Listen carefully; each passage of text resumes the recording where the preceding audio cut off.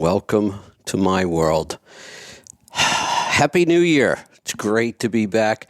Had a little moment of panic there. I hit the ad this morning to get things started, and I didn't hear anything, so I don't know if anybody else did or not. Let's get down to business. I got a lot to talk about today and not a lot of time, but phone lines are open. Jump in and join me. 855-950-3835.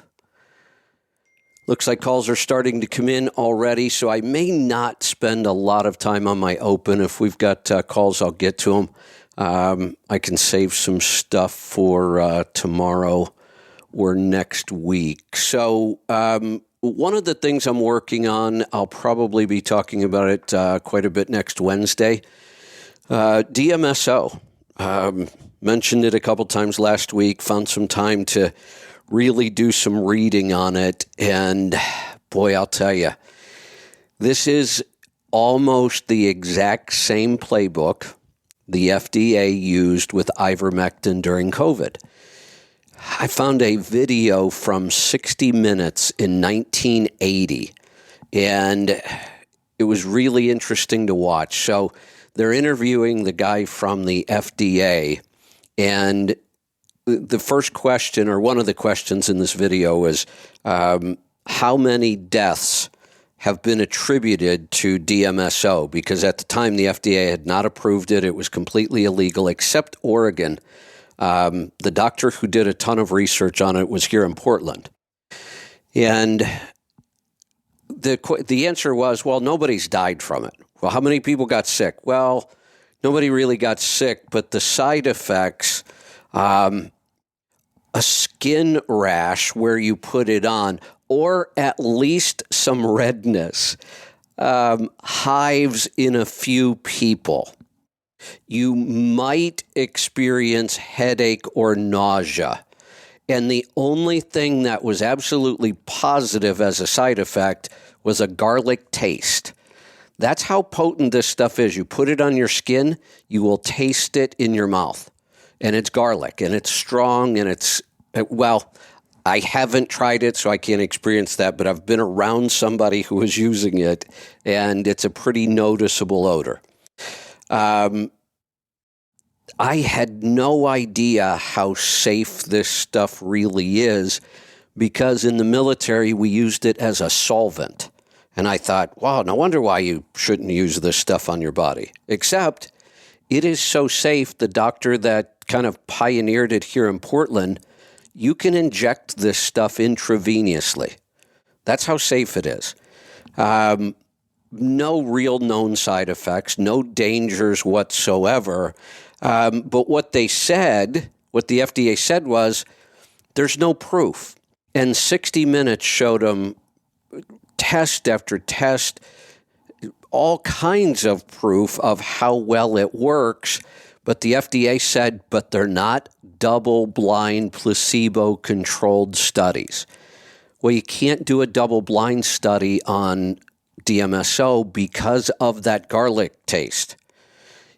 Double-blind means nobody can know who got the drug you're testing and who got the placebo. And if there's any way to know that, then double-blind just won't work. So that was the FDA's excuse, but to listen to this interview was just absolutely crazy. Multiple studies on this, even back in 1980. It's been around since the 60s, I think. This disappeared. Like I said, it was a big thing in the 80s, and then it just disappeared. The FDA worked hard to not approve this, and Big Pharma said, not no, but hell no, because you can't patent it, and it's dirt cheap. So it's another one of those drugs, though, or compounds that I don't even want to call it a drug because it's natural. When you look at the studies, it is incredible all the things this works and helps with. I've ordered some. There's some really nice products on the market now, really well-formulated creams, very natural. They put some other healing herbs in the creams. I'm hoping to get it soon. For me, the best use for me would be muscle pain, and that is one of the most common uses, seems to work incredibly well. You just rub it on, pain goes away, swelling goes down, inflammation goes away. No matter how healthy I eat, in fact, it seems like the healthier I eat, when I work hard or overwork a muscle, I get a lot of muscle pain. And it goes away, and I know that's a healing process, but it's really uncomfortable, and then it kind of slows me down for a day or two. And I've used cannabis for it, but that's not a great solution. I get lots of calls from people who need some help with joint pain and muscle pain, and none of the solutions that we currently use are good. In fact, I would say cannabis is the best, but it has some issues that, if you can get low enough THC, it might work, but that doesn't work for drivers at all. In fact, drivers, I tell them you shouldn't even use full spectrum CBD because there is a chance of small amounts of THC being in there. The over-the-counter stuff is horrendous. All of the NSAIDs, aspirin, ibuprofen, naproxen, all of those are bad news. You should stay away from those. Opioids, obviously, are really bad, so we don't want to do that. There's not a lot left. Some of the muscle creams we've always used, they help, but for me, they don't really touch the deep pain. So I'm excited to try this. I'm doing a lot more reading on this, and I may even get somebody on the Destination Health show to talk with us about that. Couple things for the new year. Personally, myself, I took the time off for several reasons here at the end of the year. One, because it's our slowest time on shows anyway. People are on vacation. Everybody's schedules are weird, so it's a good time for me to take some time off. And I was able to do something I've been struggling to do, probably since COVID started, if I actually go back and look. The best way for me to start my day is to get up early, and 4:30 is my time. I like to wake up sometime between 4:30 and 5 without an alarm, and I have not been able to do it in years. And I've tried to reset it, and it's hard when I'm working because the first couple of nights I'm only going to get a couple of hours sleep. So I managed to get it reset. I wake up every morning now between 4:30 and 5, no alarm. That changes everything for me. Gives me time to focus on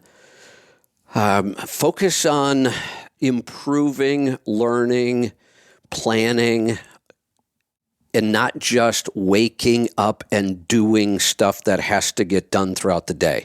Once my day starts with the show, there's not a lot of time left for me for that kind of stuff. Like goal setting, planning, meditating, reading, the things I really like to do and improve my life. And then by the time the workday's over, especially the show, I'm just too tired to really focus on those kind of things.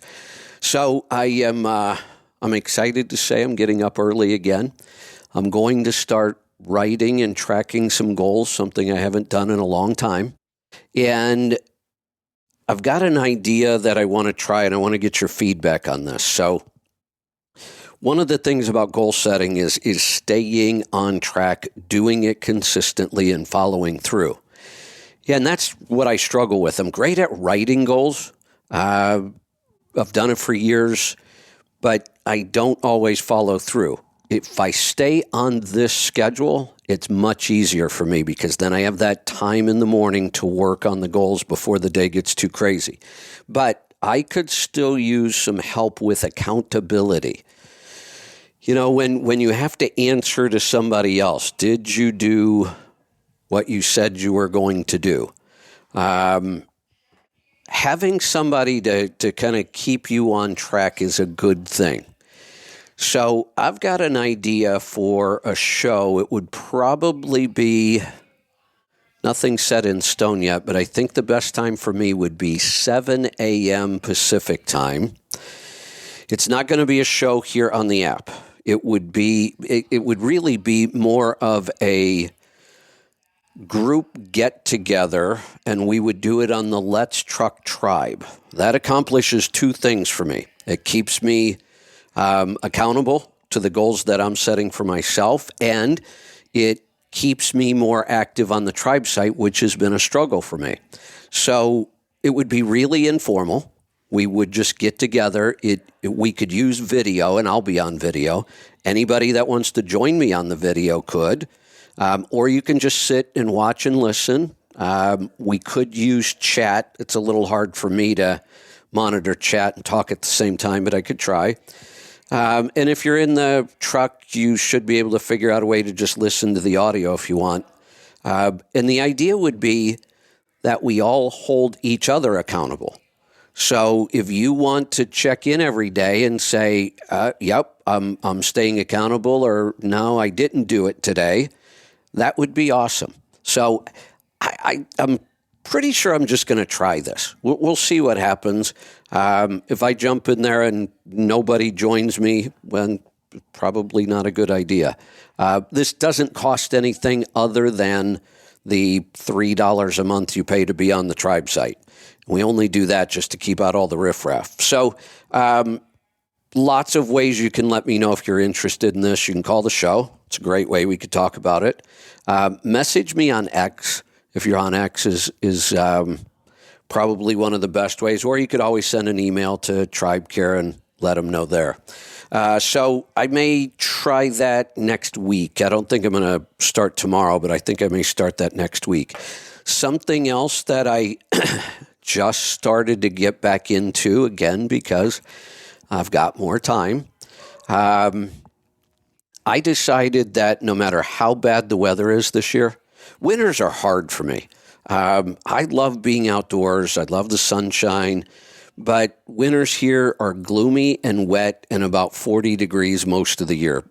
30s to mid-30s to mid-40s and kind of wet and rainy. And it's just not pleasant to be outside. Well, I didn't think it was. This year I decided, you know what? I don't care if it's nasty out. I can put on some rain suit and deal with it. And I spent most of my time over the break on my days off out at the farm working on the property, something I didn't do at all last year. Once winter hit last year, I just didn't do anything at all. Learning some new skills out there, something that's fun for me. I've been working on machines my whole life, engines, vehicles, that kind of stuff. One of the things I'm not very good at is woodworking and construction kind of stuff.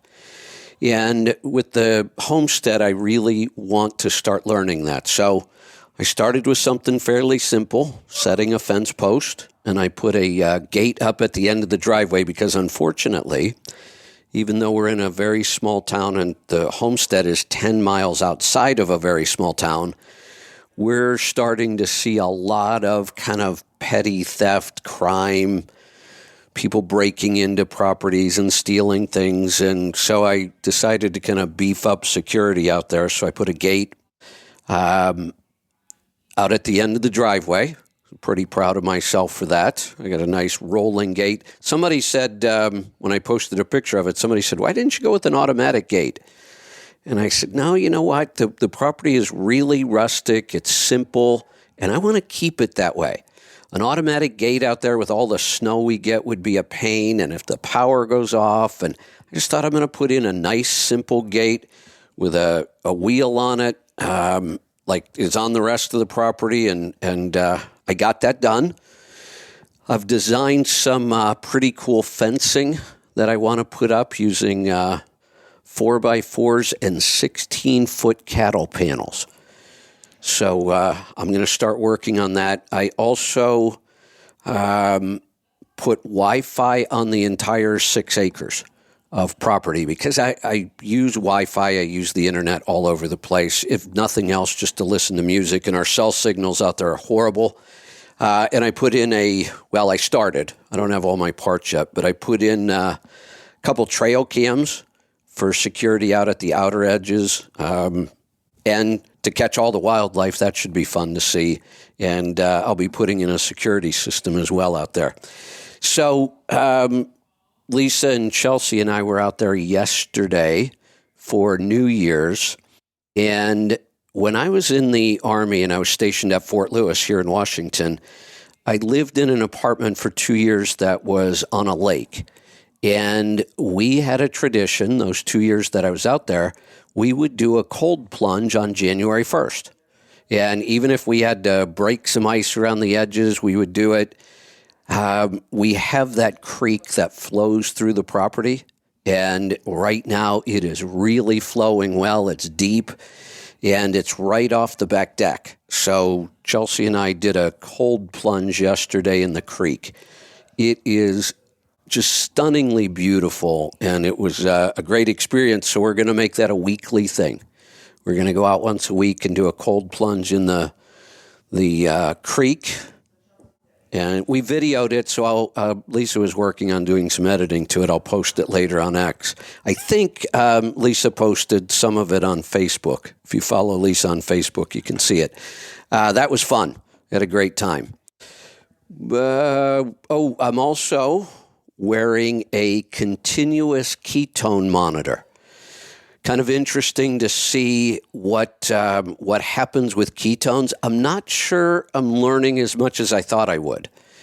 I'm not sure I'm finding a whole lot of things that affect our ketones other than how you eat and maybe some resistance training. And the one thing I did find interesting, it's part of a daily pattern. So the daily pattern is overnight, for me anyway, my ketones dropped almost zero.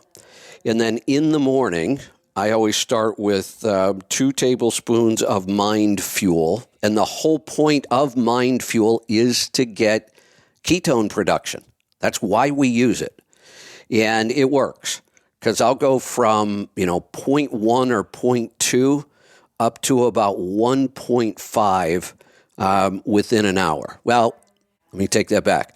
I'll go up to about 1 or 1.2 maybe with just the Mind Fuel. I've also been working on that detox protocol, and a big part of the detox protocol is using the infrared blanket, the sleeping bag we sell in the store, the MyHigh.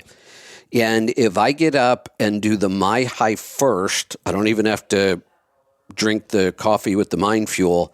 And then I get out and start drinking my coffee. Within an hour, my ketones will be up to 1.5 or above.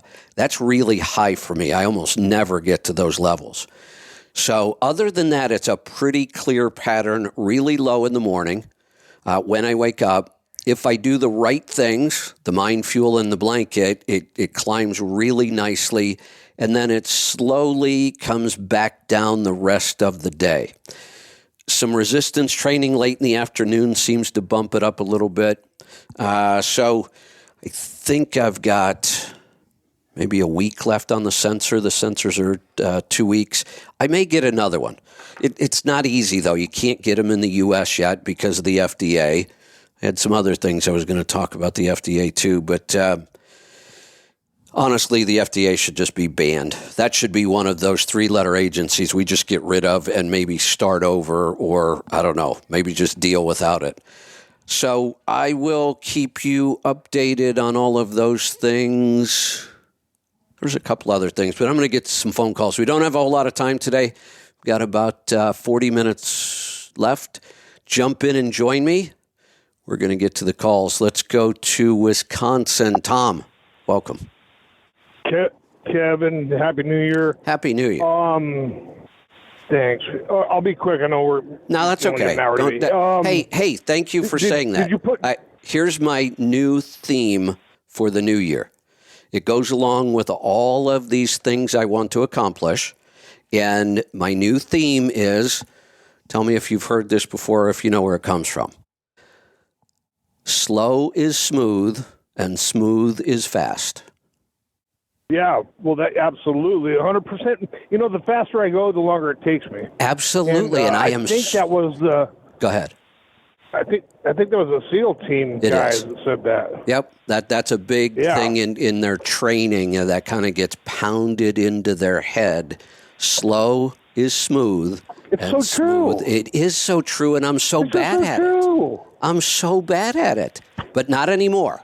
I'm not going to say that. I'm good at it now. It's my new theme. I'm going to work on that. I'm going to work on that too. Just slow down and know what have a plan, and then but you get rushed, and then I thought of something else. Everything goes out the window. You know this because I posted it on X this morning. It's been my theme for about a week, and it's really starting to settle in. I got so much done this morning, stuff I put off because I don't have time, like watching videos. A 15-minute video for me, I can't watch that. I don't have time. Today I watched this 15-minute video from 60 Minutes. I learned a ton in 15 minutes. So I went slow this morning, and I got so much more accomplished. I start off my morning now. When I have my coffee, I'm either going to go straight down to the infrared blanket some days. I can't do it too often because I get dehydrated and I have a hard time catching back up. And I'm also working on a lifelong goal. Lisa heard me say a couple weeks ago on the air that I wanted to learn how to play the piano, and I've wanted to learn my whole life, and I just always put it off, and I'm terrified of it. I'm afraid I just won't be any good at it, or I won't be able to learn it. And she got me this cool keyboard, and they're modular. You posted it. The keyboard has 24 keys, and you can put 4 of them together. They're magnetic. You just set them there, and they click right together. But just these 24 keys and this software that teaches you with games and exercises, and you can play music. And when you play the music, all of the backing tracks are there. So it's like you're playing the piano in a band, and the vocals and everything are there. It is so cool. There's only one downside to that keyboard. Does it light up? It does. The keys light up so you know which key to hit. Before to go to, that's what I'm... Isn't that wonderful? Yeah. And so my goal is not, right now, this may change later on, but right now, my goal is not to learn how to read sheet music at all. My goal is to learn how to play the keyboard and memorize songs and just play from memory. And I would love to be able to do that, whether I could read sheet music or not. My goal would be just to memorize a bunch of songs. Doesn't matter. Right. Yeah. So, why would you want to? Why would you? Yeah. That's like getting your cursive writing better. Exactly. You know? Right. Right. If the point is, I just want to have fun, and I don't. So right. Yeah. And so it's really cool. There's thousands of songs that it can teach you to play. The 2 that I really wanted aren't in there yet, but they add stuff all the time. I want to learn how to play Yanni because I love Yanni, and Meatloaf because Meatloaf is really piano heavy, and I like Meatloaf. That. Yeah. Man, I missed Meatloaf already. I know. I wonder if he got vaccinated. I swear to God, I wonder that all the time. I bet, yeah. Hey, you didn't post a picture of your gate yet, though. Oh. Yeah, I just finished it. You just pictured the posts that looked like they were... They were not crooked. Jacked up. They were not crooked. Those things are so dead straight. I swear they are within a 16th of an inch of being straight. And everybody looked at that picture. And if you look at the picture... They were like, don't you know what a level is? I'm like, trust me, they are as straight as they could possibly be. It's just all the trees and the uneven background. And, well, if you're going to start working with wood, you got to know the difference between level and plumb. But okay, it's plumb. And then if you're going to start working with wood, if you're going to start working with wood, and I'm serious about this, man, do not take do not take your table saws or use them for what they're designed for. Don't think you're going to go in there and notch out, a little piece of wood because I've got an inch left on this side right here. You will lose a finger, bro. I'm just telling you, you're going to lose a finger. I'm lucky to have all mine because I did a lot of stupid shit. Here's the beauty of all of the stuff that's out there at the homestead. It is really rustic, butt joints, not a lot of angles, no trim, and I'm just going to keep it that way. If I want something trimmed out, I have a friend.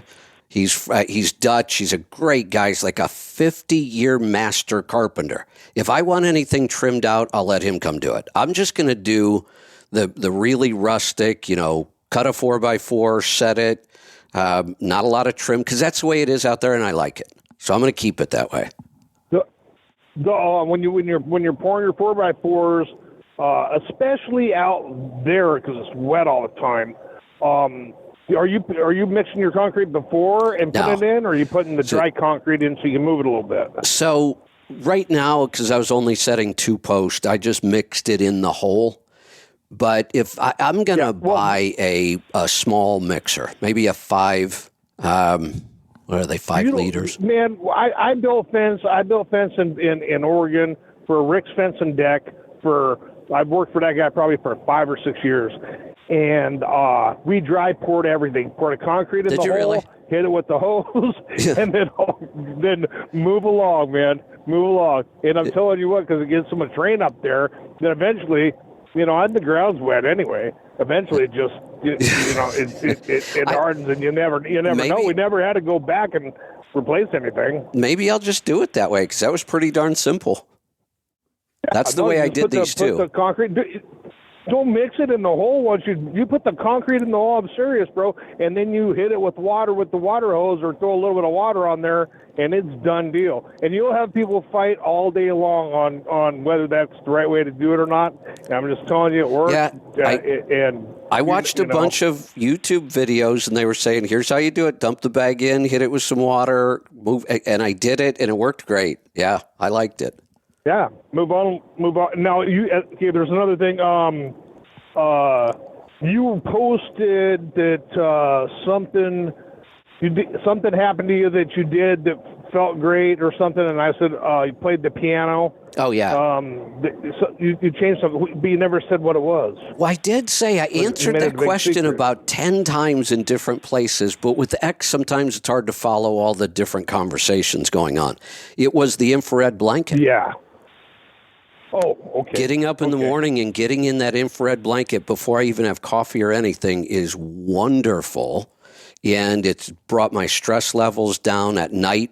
Even though my sleep is not long, the quality is getting much better. I've got deep sleep, I've got REM sleep, and my stress levels while I'm sleeping are really low. The only thing I've got to try to manage, I can't do it every day.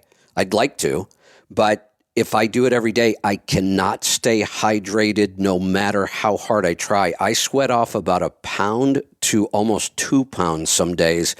And no matter how hard I try, after 2 or 3 days in a row, I'm so dehydrated I can't catch up. So I'm going to have to skip some days in between. Another thing I was thinking about when you said you went to the cold plunge, this summer you should go build like a wooden gate with some concrete when you know that river's going to get high, and then put some flagstones in there, dig out like a little place to sit, and then that way in the wintertime you could lift that thing up, fill hole up real good. That's already planned. You know what I mean? That's already planned. I'm going to dig out. Right by the deck, it makes a 90-degree turn, so it's deeper right there, and you can walk right off the deck right in. But I'm going to dig that out even deeper this summer. Then I'm going to line it with sand and pea gravel, and then I am going to build some steps down into it. There you go. And don't tell anybody in Washington State, because I don't think they want me messing with their creek, and they're kind of Nazis about that. But it's my creek. It's on my property. Yeah, I know.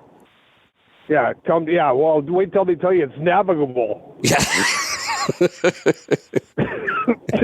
Because they will. They will, bastard. Yeah.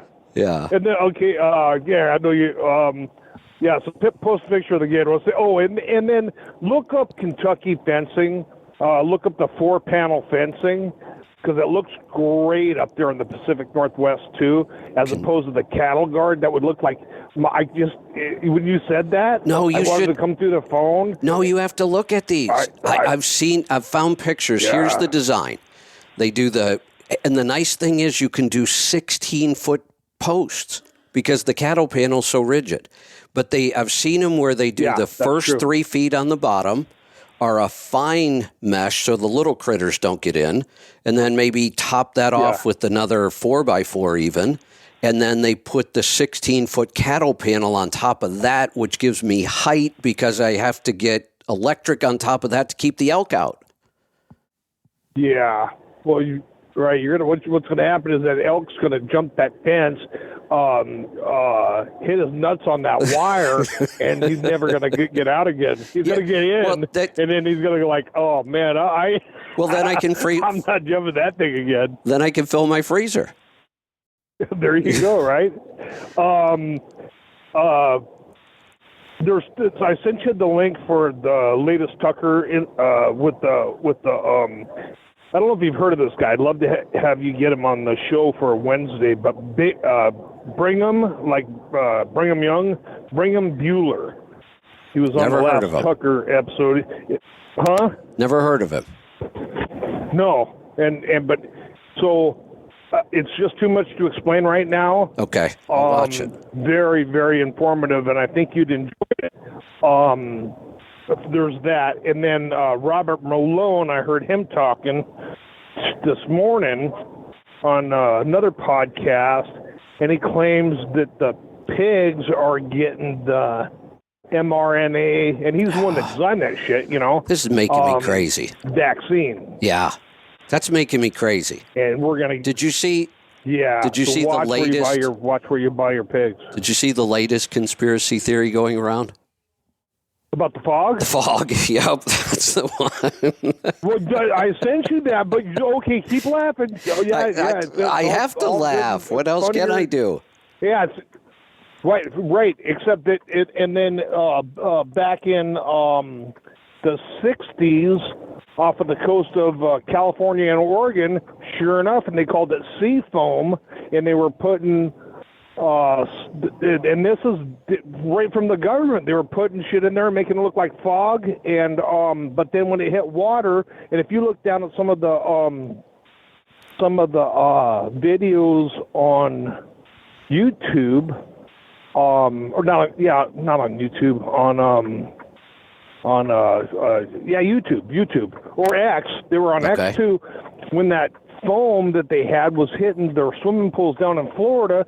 That's exactly what it looked like, man. Looked like sea foam. All right. I'm all like, I'll be damned, I know. man. It's crazy. It's crazy until it ain't. I know. All right. I'm looking at the board and everybody wants to talk. Yep. Okay. Thank you. All right. Thank you. Talk to you soon. Let's head off to Pennsylvania. Gene, what's on your mind this morning? Hey, good morning. Happy New Year, Kevin. Happy New Year. Hey, sidebar, the electronics book. Yes. My wife told me it arrived at the house. And Good. Since I've been out since the 10th, I'll be home today. I'll be getting my hands on it. Thank you for getting that back to me. You're welcome. Thank you for lending it to me. Yes, sir. So you were talking about is it the DMSO? Is that the application? Yeah. Dimethyl sulfoxide. Does it work for nerve damage? Yes, that is that's why it works for pain, because it blocks the signal at the nerve. And my condition that I was in Desert Storm. Okay. And I was in the direct fallout so when we went into Iraq, they found an ASP yard at Camiseo. It had sarin, anthrax, and mustard. They blew the bunker up. Oof. And sarin is a chemical nerve agent. Right. I've been studying this now for 30 years, trying to deal with the VA. Finally making some headway with the VA. Okay. It's been the sarin is the cause of a lot of my pain, discomfort. I always thought it was arthritis or something in the knees. Right. I was just at the physiatrist. They checked me. He says there is small amounts of arthritis, but very negligible. And it's more the nerve damage, and it's through my whole body now. It started at my knees. It's progressed the whole way up through my body. It's even in my jaw now. If I lay on my side at night, it'll push my... From what I've been able to gather on the research I've done so far, and if you watch this video, and it's just a 15-minute excerpt they took out of 60 Minutes from 1980, the one case is a woman who was in a car crash, and she got whiplash in her neck and shoulder. She had all this pain. And for her, she went 2 years, nothing the medical system did was working. And finally, they told her, you just have to live with it. He actually injected it. It was intravenous for her, and it took, I think it was less than 2 weeks, and she was pain-free. You know what was really interesting? When 60 Minutes was interviewing her, she was smoking during the interview. I forgot all about stuff like that. We used to smoke on airplanes. Not we. I smoked for about a year. That was it. Yeah. But it was just so weird to see somebody sitting through a 60-minute interview smoking. Yeah. Now, something else and this is through a research center that the VA has, War-Related Illness Injury Research Center. They developed around 2008 or 2009. And they've been doing more in-depth research on the causations and effects from all combat situations they're focused on. Yeah. There was a supplement that they are testing now. It's called NAC. N-acetylene. I can't. You'd have to look it up. It's a supplement. It's an amino acid. It's in Cardio Miracle. N-acetylcysteine. Oh, it is? Yeah, N-acetylcysteine. Maybe we use that's it. why the cardio... Yep, we use it a lot, and it's in Cardio Miracle. Now, that was their last new formulation. They added N-acetylcysteine, NAC, and glutathione, which is the master antioxidant, and then the other stuff we believe in, the mushroom powders, the adaptogen mushrooms. Those were the 3 additions, and that's why they had to change the taste, because those 3 things together taste really nasty, and they had to overcome that. Yeah, I don't even the new tastes for the Cardio Miracle. I still find, yeah, I like it. We had a lot of people complain about it, but that was the reason, and they did add the NAC. Okay, how much NAC is in that? Because the recommendation was 900 milligrams twice a day. I'd have to go look. I could look that up pretty quick, but I don't have it right in front of me. Yeah, I could look at when I get home. I have the bags at home there. I could pull it out and look. Yeah, if you have the new formulation, you'll see it in there. Okay. Yes, they said the NAC is actually it detoxes your body through some of the. I guess the chemicals have been. Yeah, once that sarin is in there, it hangs out forever. Well, then you'd really be interested. 250 milligrams. Angie got it for me. Okay. So if you're looking for 900, is this per serving? Yeah. So if you did 2 servings a day, which is what I'm doing now, you'd be at 500. You could supplement a little more somewhere else. Yeah, as I looked on Amazon, they had the NAC in 600 and 900. The 900 was much more expensive, but I also wanted to get the more pure form. Right. Here's what you should know about NAC. The FDA is trying to ban it as a supplement and make it a pharmaceutical. Well, I was contacted by the VA clinic. They're doing a double-blind study on NAC. Yeah. And the VA does not refer to it as Gulf War illness. They call it chronic multi-symptom illness. Of course. Right. Yeah. When the FDA is trying to ban it, that's when I get interested in it. So that if it goes through the double-blind study and approved, it'll actually be a line item that the VA can prescribe. Yeah. After 30 years, the VA has taken me to 80% service connected now. So. Oh, sheesh. All right. What else you got, Gene? And I think that's it. I'm going to say Happy New Year and Happy New Year. And in my 23. Thanks for your service, and I'm sorry you've had to go through what you've had to go through with the VA. Oh, thank you. My father just passed away in October. And I almost had him convinced to go to the VA because he was in Vietnam in 1967, but he was stubborn and didn't want to go. It's for the guys that really need it, as he put it. So, you were there, you earned it. It's not a free thing. Right. You earned it. That's right. You more than earned it. I just wish it was better. Yeah. It's now, on a side note, in the last 10 years, I've seen an improvement within the VA itself. That's good to hear. Things have gotten better. especially since they allow for care in the community where you don't have to necessarily go to. If they can't get you in the VA, you can go to an outside doctor, and if they approve it. Good. All right. Take care, and we will talk to you again soon. Let's go to Indiana. Jeff, welcome. Yeah, dry bagging's the way to go. Fill your hole, put your post in, dry bag it, cover it with dirt, and be done. Now, see, I was a little freaked out about the whole thing. How is this going to mix? It's just going to sit there in big clumps. So even though I dry bagged, I got in there with a stick and was mixing it around, and now I think I'm pretty confident. Hit it with the hose and move on. Well, yeah, Kyle Concrete guy told me it will suck in as much water as it needs, and when it is done, it's done, and that it will take what it wants when it needs it. That was gonna be my next question, because I was careful about putting in 1 gallon per bag or whatever the ratio is, and then when he said hose, I'm like, well, how do you know how much water you're putting in? You don't. Well, this is getting. If you want. And what you do is you throw the dirt back on, and if the dirt's wet, it settles the dust down, and it'll suck it right from all sides, from the bottom, from everywhere. This is getting easier all the time. Oh, hell yeah. I landscaped a few summers in college, and we put a split rail in. He goes, what the hell are you mixing that for? He goes, dry bag it and throw the dirt back on top. I'm like, all right. So let me ask you this. I was digging the hole. I went by all the, formulas, 12-inch hole for a 4x4 post and, 30% below the ground or whatever that ratio was. And it was taking just about 2.5 bags. So would you dump 2.5 bags in before you added the water, or do you dump a bag in and add some water, dump a bag in, that kind of thing? No, you just dump the bag in. It will...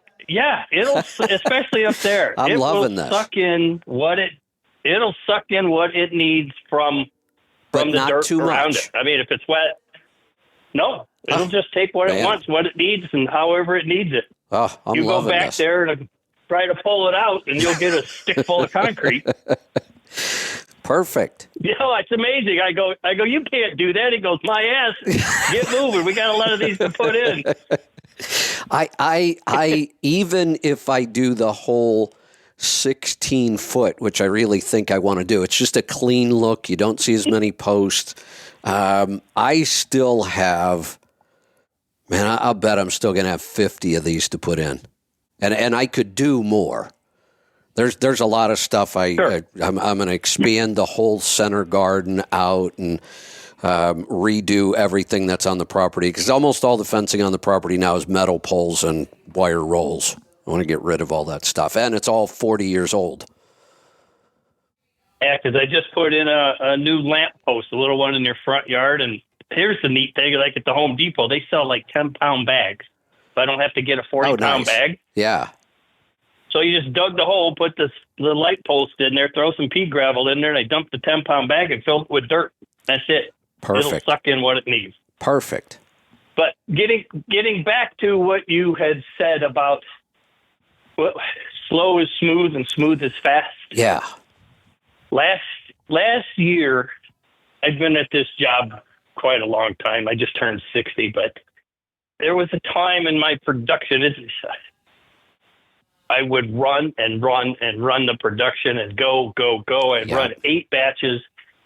And I never had time in between to tweak things or do things or to fix things because it would take so long. So what I decided is I'm going to run 6 batches instead of 8 and have time in between to tweak them. And it didn't take maybe a day longer, but my scrap rate went way down because I was calmer, I was smoother, I was paying more attention. I had time to fix those little things. And when I left at the end of the day, I wasn't a nervous fucking wreck because I was going to have to go do this for 2 weeks straight. Exactly. That I get so frantic when I have a lot of stuff to do and I'm rushing and I'm stressed and I'm like, I got to get that. And now I just said, just stop. Just slow down. Yeah. Do things when you want to do them. Take your time. I have the rest of my life to get this stuff done. It's not like I'm on some kind of a schedule. I don't even know why I rush like that. There's nobody behind me going, you got to get more done today. It's just me.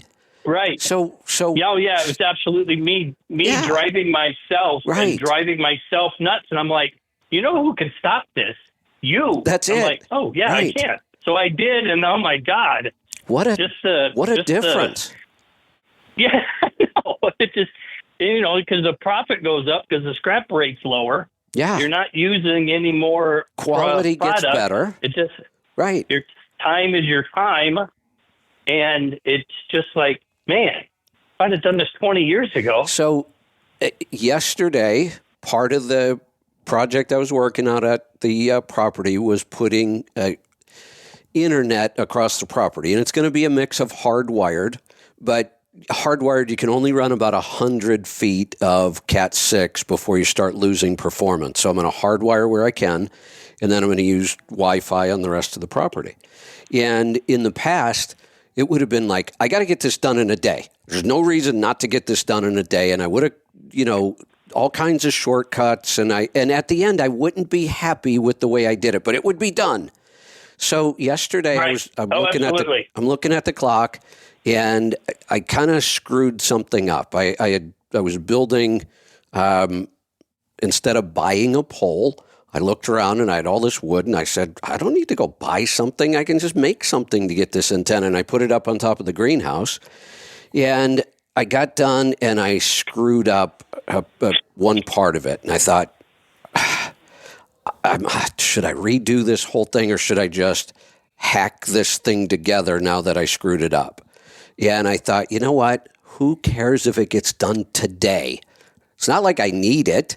Just take your time and do it right. So I just started over nice and slow, did that part over, and I'm not done now. The project isn't finished, but I'm really happy with the work I got done. Absolutely. If you can look back at the end of the day and go, I could have, I'm just making up numbers. I could have gone another 17 feet. Right. But what I got done is perfect, and I'm happy. I have tomorrow or the next week or whatever, I can do the rest. That's exactly, I'm looking at this fencing and saying, you know what? What if I only get 2 or 3 posts set when I'm out there? Big deal. I'll get 2 or 3 more the next time I go out there. Well, and then before you know it, and you're not out there going, oh, Jesus Christ, I got to get 100 of these things in there. You're like, oh, okay, there's 4 more. There's 4 more. And a couple of days later, you get 6, and you're like, all of a sudden, you're like, oh, hell, I'm done.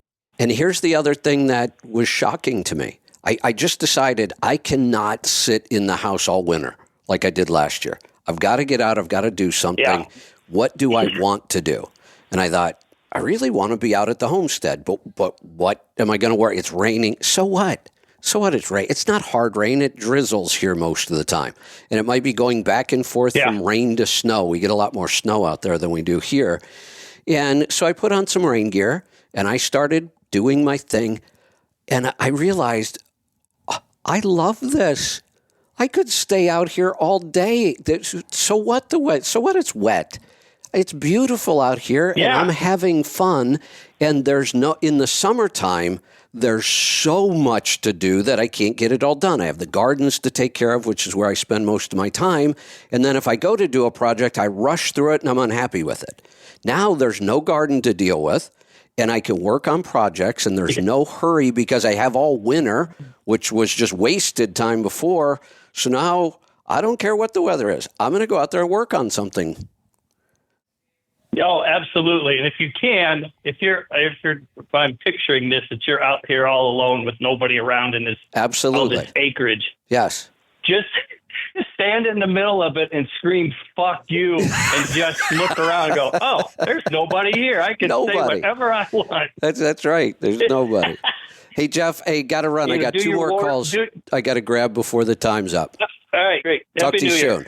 Yeah, call me back. Let's go to Connecticut. Fred, Happy New Year. Good. Happy New Year, Kevin. Good morning. Just how's the homestead? Seems like it's coming along pretty good. I haven't really been in touch I what was you're doing out there. just absolutely, I couldn't have been happier every day I was out there. And then Lisa and Chelsea came out yesterday, and it was snowing, and Diesel had a ball in the snow, and we did the cold plunge, and I'm just going to enjoy that property this winter. I just let it sit there all winter and only did the bare minimum, and not this year. I was just Well, as that's happy how as we could get be. all of these sayings like "sow unsteady, win the race," right? Yeah. That's really what this is all about. I always my son, real quick, he works at a grocery store down in Texas, and he calls me up about a month ago, and he's crying. I'm like, "Are you okay?" I had an accident. What happened? He was rushing around. He had a 1:00 start in the afternoon, and he pulls into a spot, and he hits it a little wide, and he hits the car next to him. And I said, I'm not mad because you had the accident. I'm mad because you're rushing around Right. at 1:00 in the afternoon. Right. I said, and I said, every time I've made a mistake is when I was rushing around and not paying attention, trying to get stuff done. And just like you said, you tried to jerry rig a poll, and it came out unsatisfactory to your taste. Yeah. And before I would have just Because, moved on to the next rushed project, and then every time I see those projects, it bothers me. Exactly. I am the same. I have been the same way in the past. I'm glad it only took me 61 years to figure it out. Well, some people never figure it out, Kevin. That's right. So there you go. That's right. I'll tell you what. I don't know if the economy's back, but it sure is over here. I thought I was going to be slow. I actually sent a check out and bought a reefer trailer to try to hedge my bets up here. Nice. And I just landed a direct client with my tanker that seems to think that they're going to use me year-round here. Wow. That's exciting. Yeah, my wife's like in the background tapping her foot. You had to buy that other trailer, and I'm like, well, if hindsight was 2020, I said, what am I going to tell you? So, what are you going to do with it? I said the same thing I did with everything else. I'll sell it if I don't need it. Sure. Sure. Yeah. That's. Well, congratulations. I was contemplating on financing it just to keep some capital. Right. And after I looked at rates and everything, and I said, you know what? I says I'm fine. And I just mailed the check out. Good. And then I was funny. So I called the guy 2 weeks ago when I mailed the check out to him. And I said, listen, I'm overnighting you the check. I said, can you hold? It's out. The trailer's out in the Midwest. I said, can you hold on to it till after the new year? And he says to me, the check? And I said, no, not the check. The check is fine. Cash it. I said, the trailer. And he said, yeah. He says, I have plenty of room. He says, just let me know when you want to come out and get it. So, but yeah, and I thought I was going to be slow through Christmas and through New Year's, and I have been busier than I wanted. The only downfall is it's up in New England, this work, and I really don't want to run New England, but I mean, money is right. You know what this is starting to feel like to me, and I really hope it is? It's starting to feel like when we came out of the Carter years in the late 70s with stagflation and all the problems and the hostage crisis. And the late 70s and Carter looked a lot like the last 4 years in Biden. The country's a mess. Everybody was negative. I feel like I've been in a funk for 4 years since COVID. Yeah. And now I finally, and then I think to myself, you idiot, why did you let all that stuff get you in a funk? I didn't have to be like that. I could have, but I don't know why. And now all of a sudden, everybody I know feels much more optimistic. I must only know, conservatives because they're all optimistic and everybody's happy again. And I'm setting, goals again and I'm feeling like a new person. And then I thought to myself, why did I wait for this? But I'm hoping we're heading into another decade like the 80s. The 80s were really good for me. I mean, that was a great time. Oh, yeah. And it's starting to feel like that again. Well, I'll tell you, I don't have any numbers. A week of Christmas than I ever have. There you are. I lost you for a minute. All right. I believe that I've made more money this year, Christmas week, than I ever have in the past in this business, in this industry. They called me for 3 loads right before Christmas, and I said, well, I'm going to give you an obscene number to myself. So I did. And they wound up taking it. And then they said, well, listen, we've been dealing with brokers, and we really want relationships with a carrier. This is what some of the brokers are giving us on that lane. If you did this steady year round, would you be able to match it? And I said, sure, And so I did the numbers yesterday when I was home, and the run, just the daily part of the run, daily expenses on the run, it's a one-day thing, is about $600 with the tolls and the fuel, roughly. The fuel is going to fluctuate. But after everything is done, not fixed costs, I am clearing over $3 a round trip mile with this stuff. Wow, nice. It's I mean, and they gave me the rate, and I'm happy with it. And I said to her, I said, listen, I have to do all my numbers. I said, so if I had to revisit these rates, would you be open to that?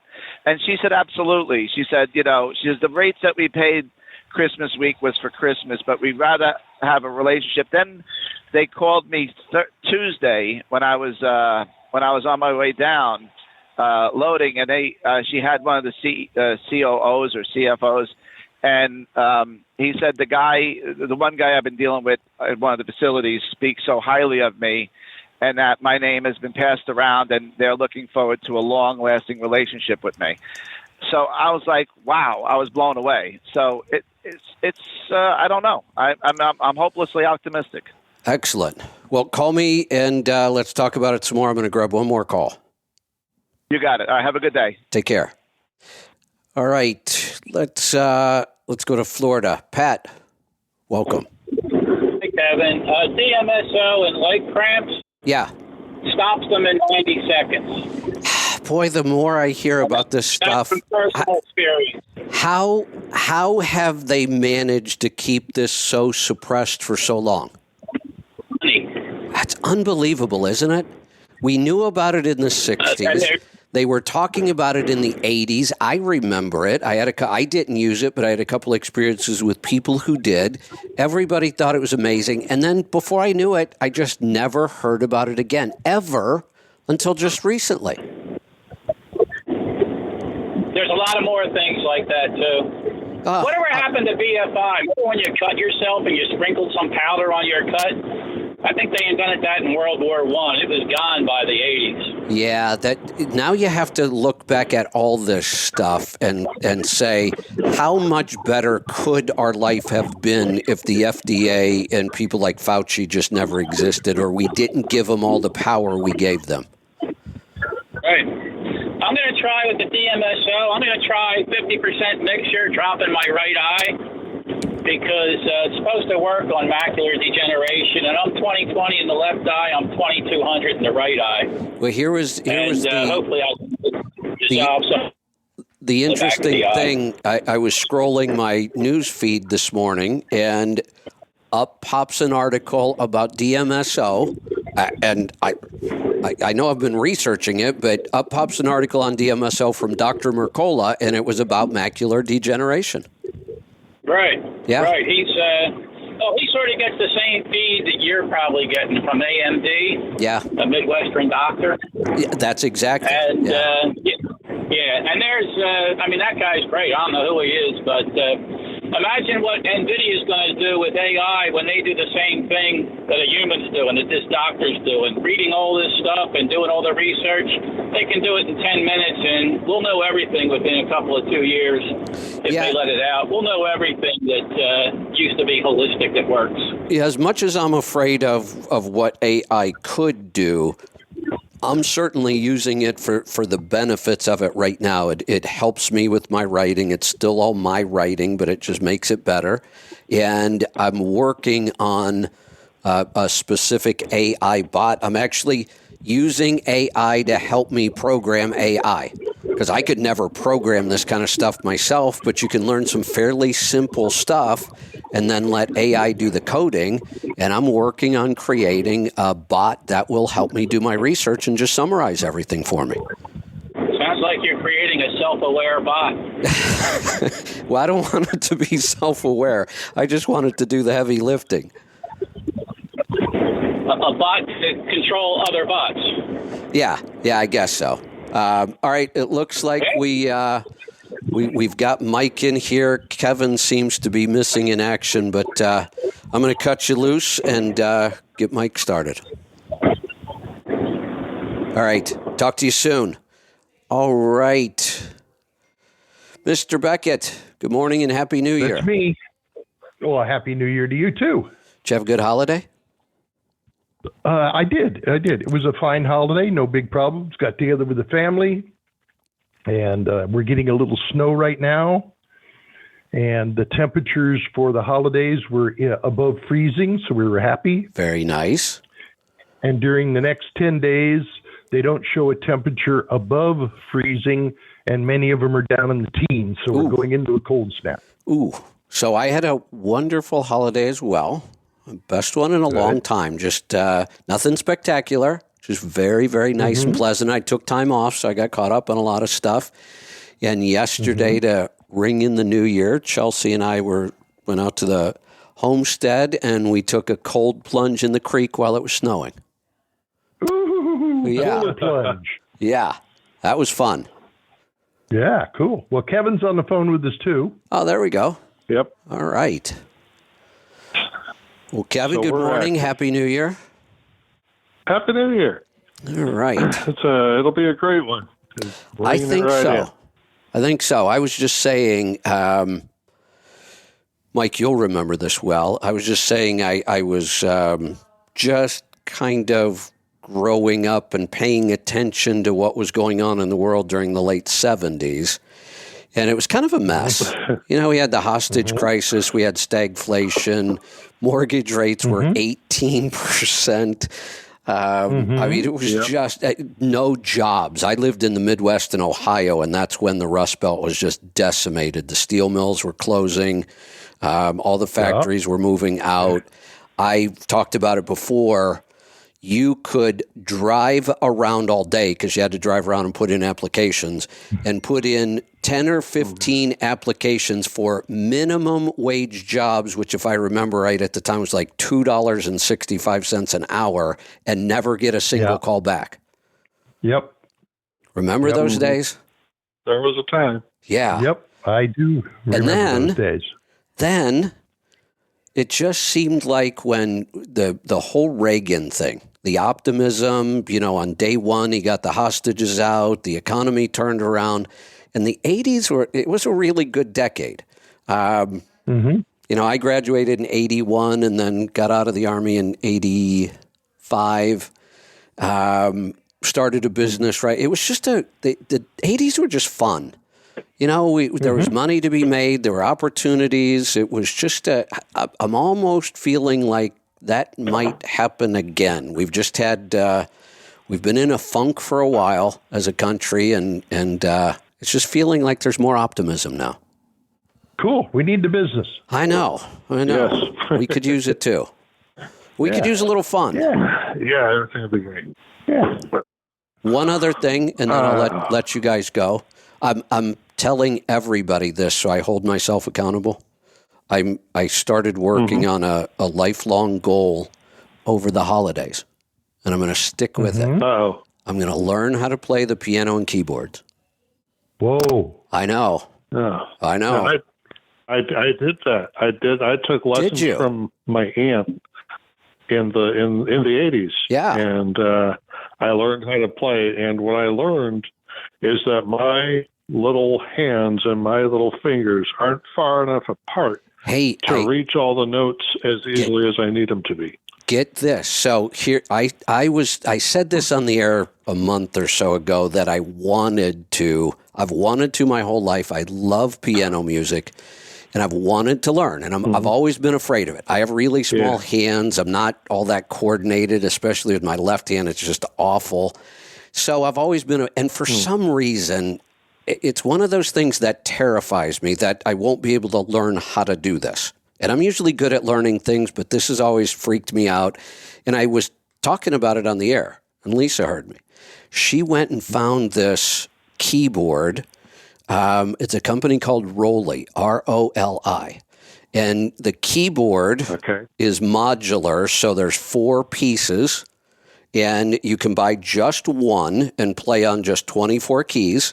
And it's got software, so you put your iPad right there in front of you, and the keys light up as you're supposed to play them. And so you don't even have to learn how to read sheet music at all in the beginning. And I have no plans on learning how to read music. I want to learn how to memorize songs and play for the fun of it. So this keyboard is just incredible. And when you're playing and practicing a song, you get all of the backing tracks, including vocals. So it feels like you're playing in the band while you're learning how to play this. And, here's the other thing. Well, that's fantastic. I forget the number. Is it 1.5 or 5.5? The keys on these are smaller than traditional pianos and keyboards because they said most people just can't do it because their hands are too small. Right. Well, that's impressive. I mean, why wouldn't you make smaller keys for smaller hands? It never really made sense to me. So everybody has these gigantic Here's something else that I have. I don't even understand this because I don't really know anything about music.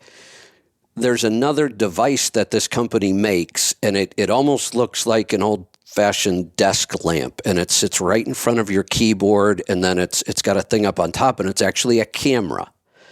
So I guess especially with like synthesizer kind of keyboards, but even piano, you have the keys and then you have effects, right? The pedal and all the other things. I don't know what any of that stuff does.